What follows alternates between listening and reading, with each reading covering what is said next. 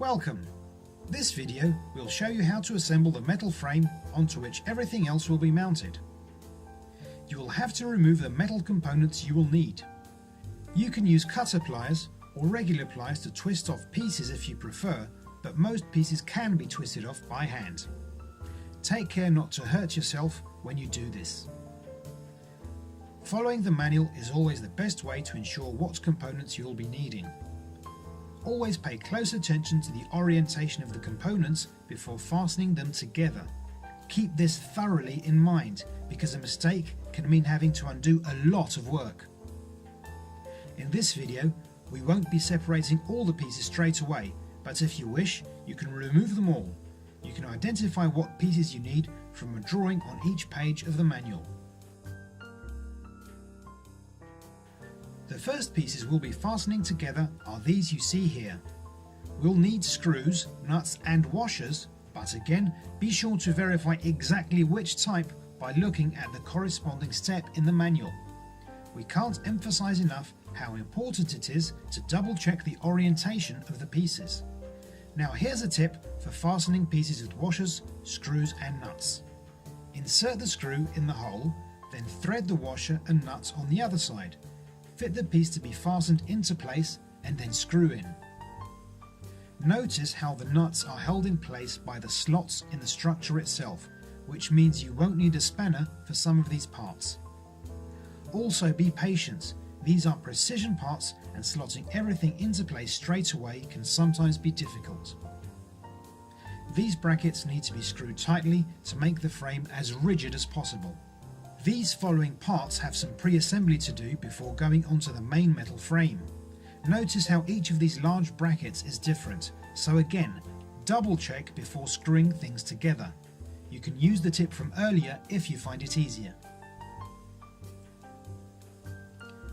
With these two parts assembled, it's time to join them to the main metal frame. Again, make sure everything is pointing in the right direction. You can use the lettering as guidance. All you need to do is slide the two triangular pieces into the slots in the frame. Everything fits together and the structure should be self-standing long enough for you to fasten everything into place. Check the manual to make sure you don't miss any of the points where you need to screw the pieces together, and be certain all the screws are in the right direction. Then you can screw everything in nice and tight.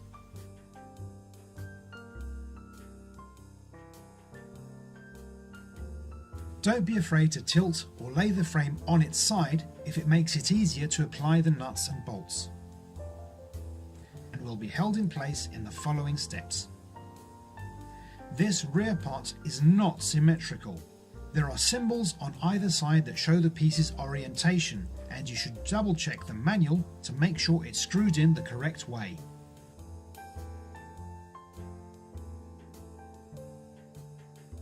And now for some more parts you need to pre-assemble.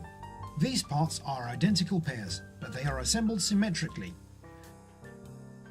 Once again, use the figures in the manual to certify they are properly screwed together. With these pieces complete, slot them into place onto the main frame you've assembled so far and screw them in tightly. The final main piece is this front bracket. Again, this piece has an orientation, so look carefully at the symbols shown in the manual to know which way it has to face.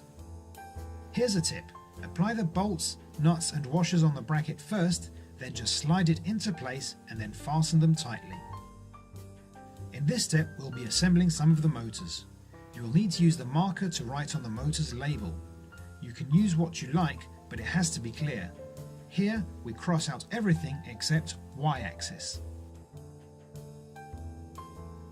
Mount to the Y-axis motor with the wires coming out of it facing downwards.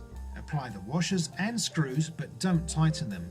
Leave them loose enough so that the motor can be moved back and forth, so you can tighten a belt later on. The Z-axis motors are labelled as such, and the motor with the shortest wire and closer to the connector plug should be mounted on the side you see here. The cables should be facing the rear of the printer frame. Apply the screws and washers, but once again don't tighten them all the way. You need some play to fasten some more parts further along the assembly process. You need to hold the cables in place by fastening them to the frame with cable ties. It's important that they aren't crushed by the frame when in place, nor interfere with the movement of other components. Here we show a general idea of how this can be done.